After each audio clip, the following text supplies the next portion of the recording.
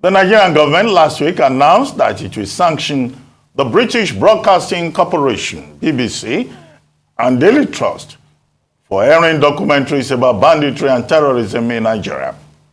This was made known by the Minister of Information and Culture, Alhaji Lai Mohammed, during an interview with journalists in Abuja. Mohammed said Nigerian government was aware of the alleged unprofessional documentary by the BBC Africa Eye, where interviews were granted to bandit warlords and terror gangs, thereby promoting terror in the country. In a swift reaction, the Socio-Economic Rights and Accountability Project, SERAP, urged President Buhari to urgently instruct Mr. Mohammed, Minister of Information and Culture, to withdraw the threat. This was contained in a letter dated July 30th, 2022, and signed by SERAP Deputy Director Kolawole Uluwadare. Joining us now to discuss the threat to sanction the BBC and the Daily Trust is Kadaria Ahmed, member, Nigerian Board of Trustees for International Press Institute, Executive Director of Daria Media, and Managing Director of RadioNow 95.3 FM. Welcome to the show, Kadaria. Thank you so much for having me, Ruben. Thank you. Well, Thank you. You've been vilified. Yes. From Cape Coast to the Sahara. Yeah. To be fair, there were also those who, jumped in my defense, right? I know. So it's a mixed bag. Yeah, I know. There's been a balance out there. Yes, yes. And the whole issue was the piece you wrote. Yes. Commenting on the documentary by your former employers, the BBC. Yes. You used to be one of them. Yes, and everything I know about journalism, ironically, is from BBC. I learned there. So you then said, look, this amounts to promoting terror. Yes. The warlord bandits, right? Yes. Of Zamfara. Yes, yes. That's the title of the documentary. Yes. And you said they will not do the same thing if this was a domestic issue in Britain. Yes. Okay, so defend yourself. Let's start with the question of sanctions announced by the federal government. I'm totally against sanctions. I don't believe in muzzling the press. I do not think that government should be in the business of trying to threaten media, regardless of the mistakes that media make. But I also believe that media needs to be able to also hold itself accountable. Our job is to hold power accountable. And it's a bit like a policeman whose job it is to uphold the law that then decides he wants to break the law as well. We've spent sort of the last 3-4 years, a few of us within the media industry, trying to set up some sort of ombudsman system because we believe that we should self-regulate because there are ethics around the way we report, particularly at difficult times. It's easy to do good journalism when things are going well and everything is rosy. You know, the lines are very clear, you do what you do, country is behind you, etc., etc. It becomes difficult when there is turbulence. And in a place like Nigeria, which is deeply divided, and this is something that's also global, by the way, there's a lot of fracturing that is going on. There's a lot of divisions. People are traumatized. Rightfully so, they want government to take responsibility for the things they are getting wrong. But you see, what that trauma does sometimes is that it makes people want to just vent. Our job is to be that balancing act, reporting in a way that enables you put the public interest first. People talk about the public's right to know.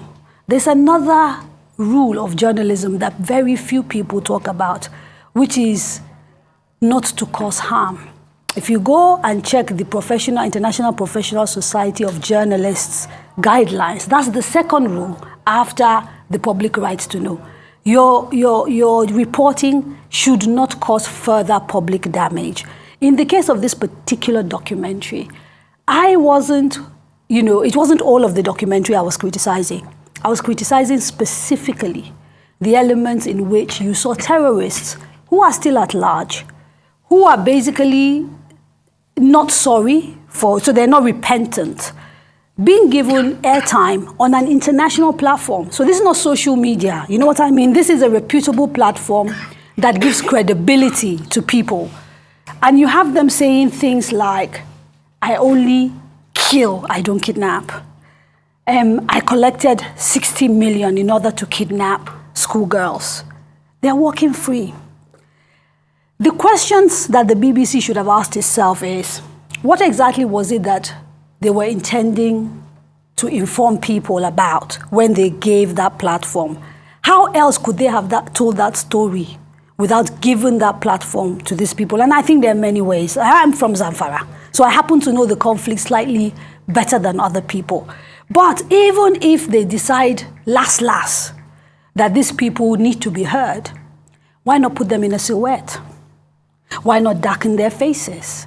Why do you give them an opportunity to present themselves boastfully, emboldening them, not thinking about the trauma of the many, many people that these people have, whose lives they've destroyed, and they have destroyed many lives, including of school children, right? So it is that balance between how you tell your stories in a way that enables the public to know, and they absolutely have a right to know, but you are not allowing yourself to become the platform that gives oxygen and publicity to terror. I don't think there's anything wrong in that. Right, it's a fine line, it appears, but there is a way to balance the ethical concerns. But when I read your piece, what came to my mind was Sean Penn, the Oscar award-winning actor who came under heavy criticism for interviewing El Chapo Guzman, Joaquin Guzman, the head of a drug cartel, the Sinaloa drug cartel, who committed really monstrous crimes. And he was criticized for having given that man a platform to say, the drug problem in the world is not my fault. If I died today, it would continue. And I'm not really a murderer. I only kill in self-defense, similar to what you disapprove of. But at the same time, after the criticisms of him going there, whereas the Mexican authorities had said they could not find this man who had humiliated the Mexican government with his audacious escape from prison. Remember when he went down a tunnel, got onto a motorbike? He was then captured because of that interview. So it then became a sense of El Chapo's vanity being his undoing. Do you think that might be a possible consequence of this here is my problem with international press, right? There's also an issue of double standards. How many of their own terrorists and their own criminals do they actually put on their own domestic TV shows? If you remember the Boston Marathon, for example, when, yes, there was a deliberate decision by the American media, for example, that in covering that story, what they are going to do is focus on the victims. So it is easy for American networks, for the BBC, to tell us that they want to put forward and go and interview. We saw somebody go in and speak to Osama bin Laden, for example. Robert Fisk did, yes. Right? But the biggest victims of a lot of these terrorists that we're talking about do not reside in the United States or in the United Kingdom. They are in places that are considered the south of the globe, that do not have the sort of media that these people have. America has a problem, for example, with domestic terror. We've seen people go into schools and shoot up children. I am yet to see a program that has taken one of the perpetrators of those shootings and put them on domestic radio or TV within the United States, right? And so this is the issue I'm making. And why are they making those judgments for their own domestic audience? It is an understanding of the trauma that comes from watching perpetrators of terror, particularly those who either haven't been caught or are not even sorry. Because you do have incidents of people who are in jail where you take in cameras and in an attempt to sort of understand the psychology of a crime, you cannot do documentaries around them. We've seen that. But these are people who are behind bars. And so in many ways, even if their victims see them talking, there is that comfort that they have been made to pay for their price. We're talking about people who literally are bringing Nigeria to her knees. And if you notice, I did not excuse government race, because people say, oh, you're making excuses for government. I even saw a ridiculous thing saying I'm a defender of terror, because I'm Fulani. And ethnically, I'm the same with these people. I am from Zamfara. You are Fulani Yoruba. Hey, well, I am Fulani Yoruba because my children are Yoruba. But, you know, I'm ethnically the same with these people. And you say I'm defending. I'm telling you not to give them airtime. In fact, you that are saying they should be given airtime, in my view, I have the right to say, you are the one who wants to promote terror. I am asking for responsibility because at these very difficult times, we might be the last guard against a traumatized public. They've already been badly let down by the Muhammadu Buhari government, which has failed woefully, you and I know, to do its job, right? Failed woefully. You can't, there's no if, what, and whatever about it. It's a total failure when it comes to security, right? And now you are saying, in addition to dealing with the trauma of knowing that their country is not safe, and the government whose primary responsibility is the provision of security, which has failed. They're dealing with that. There's fear already. They're not moving around their businesses. They've been traumatized. Now they have the additional fear of understanding fully, thanks to an international brand, that the people terrorizing them are invincible. And they're going to see them again and again on an international platform. I wanted you to address, though, the unintended consequence, I imagine it was, with that Rolling Stone interview with El Chapo that resulted in his capture. Yes. Might this interview result in I wish it would, because if, for example, we all thought the government didn't know where these guys are, then an interview like this might be, oh, now you're exposing. But the government knows where they are. Not just those two that made it to the documentary. Literally every terror group that is operating, especially in the Northwest, we know exactly where they are. So the inability of government to deal with them has nothing to do with a lack of knowledge. It has everything to do with incompetence. Yeah, I don't know if you understand what I mean. Yeah. And so at that point, what you are asking is, could we have told that story? And I've had people say to me, oh, the ethnic dimension of the problem wasn't known until this documentary happened. It's not true. It's simply that the BBC has a bigger footprint than other media houses. Daily Trust, for example, RadioNow, for example, we've done extensive reporting on sort of the underlying issues around what is going on in Zamfara. Last year, I spent 3 weeks traveling around Zamfara, talking to victims across, the sort of different, so the farmers, the herd, and there are Fulani victims who, are not taking up arms, right? There are the Hausa farmer victims, some of whom we saw, interviewed in that whatever. Even on the basis of just speaking to sort of everybody involved, they're traditional rulers who sort of can tell you at the epicenter of the problem where it started, the ground zero, a place called Anka, which shares a name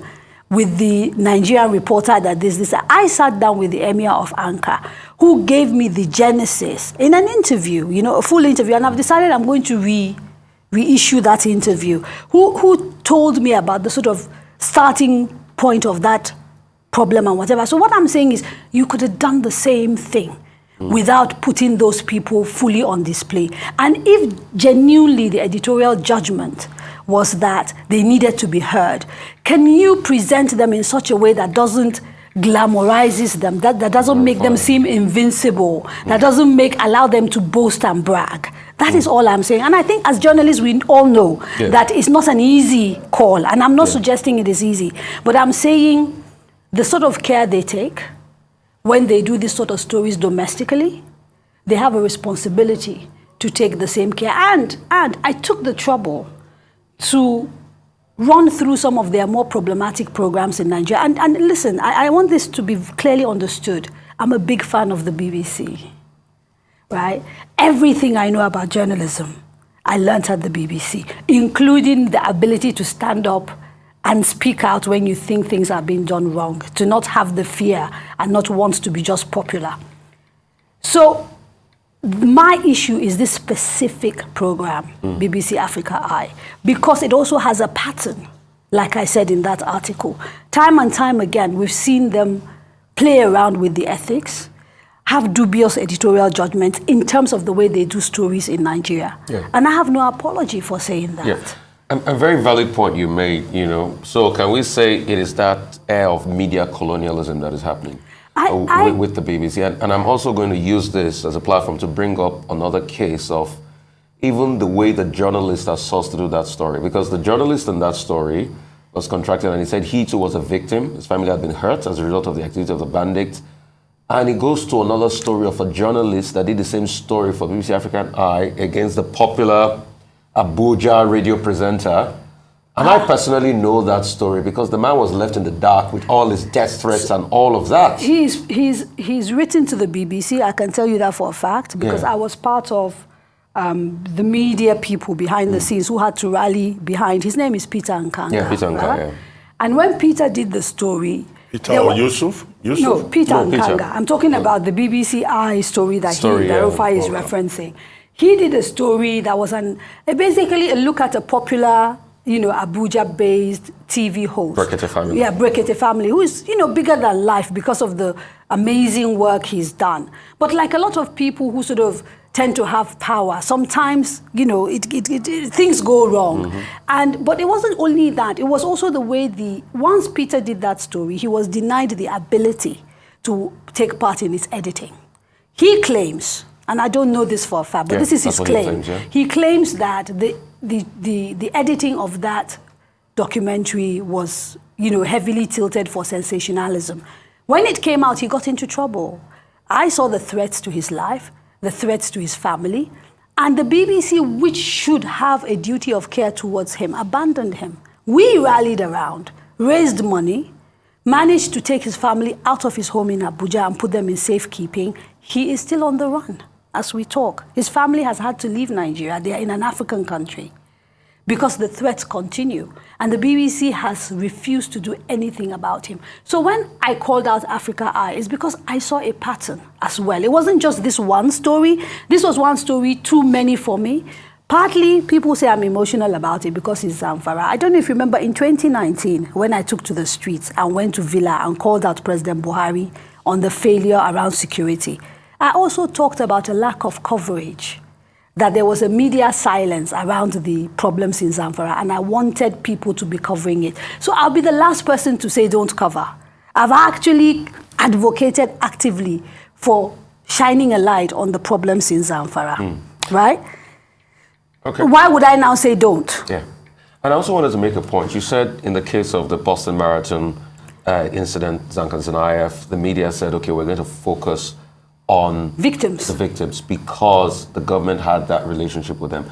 Oh, if you want the government to have that same relationship, how are you going to say of a government, for instance, that is always very antagonist? I mean, we've heard the things the Ministry of Information has said to media and journalists in this country over and over again. I think they're very misguided. And the backlash for you was because after your he jumped on it, didn't it? He jumped on it as a bandwagon. And I was very upset about that he didn't do his job and waited until somebody... That's why the backlash was against you. I totally understand that. And I can tell you that I don't think they're doing a very good job. I've said it on my radio station. I've said it on other platforms.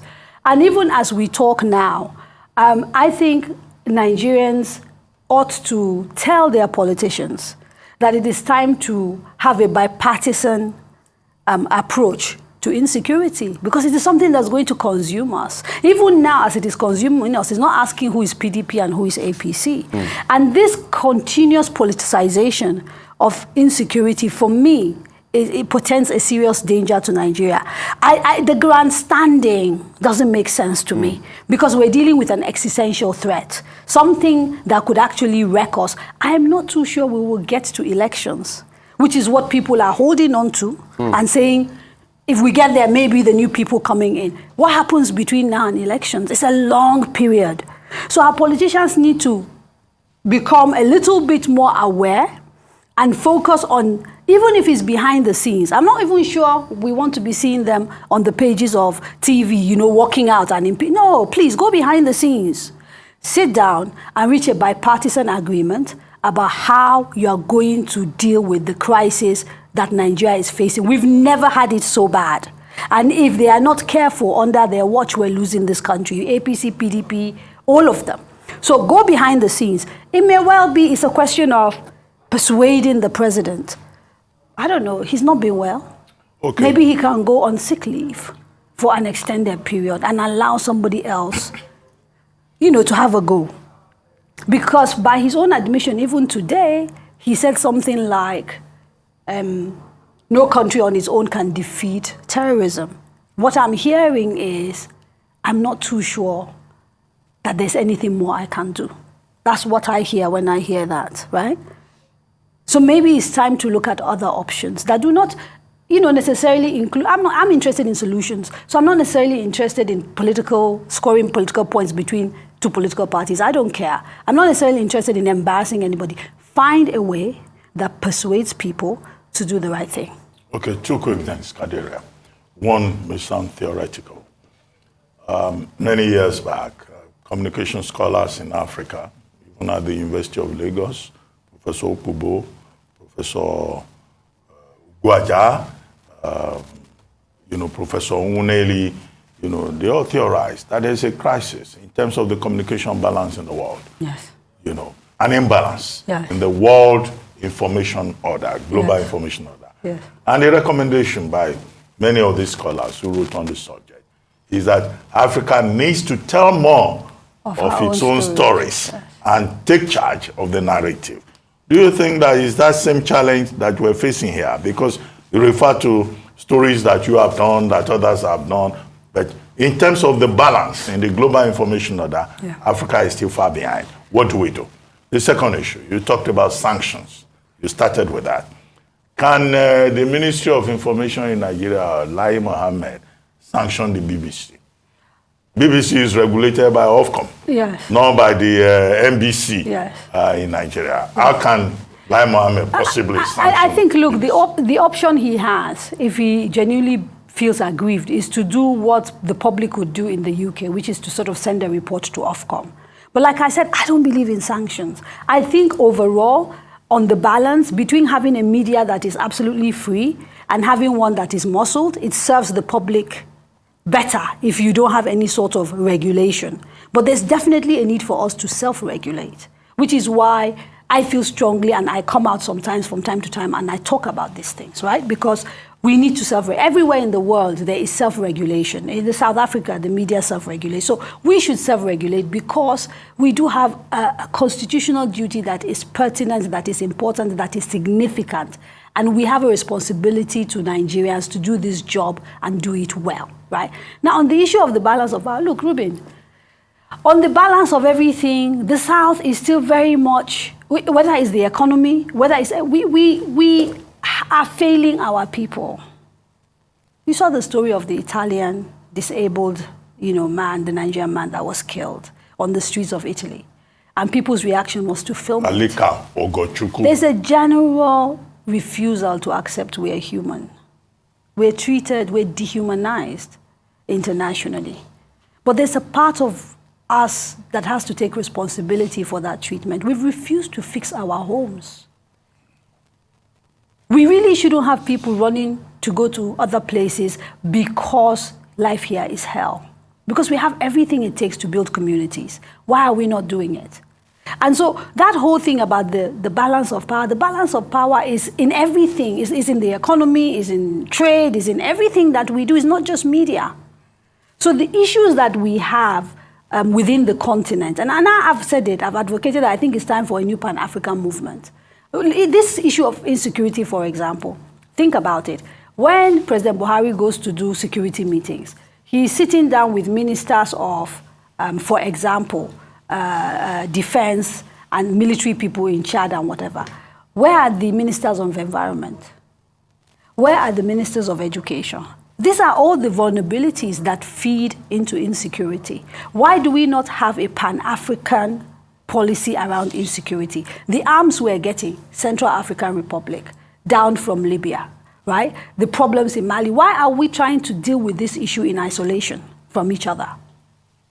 And it's that kind of leadership that is required until we start seeing ourselves as one and start to put together strategies and policies that drive our collective interests as black and brown people. That imbalance will continue, sadly. Absolutely. Have we run out of time?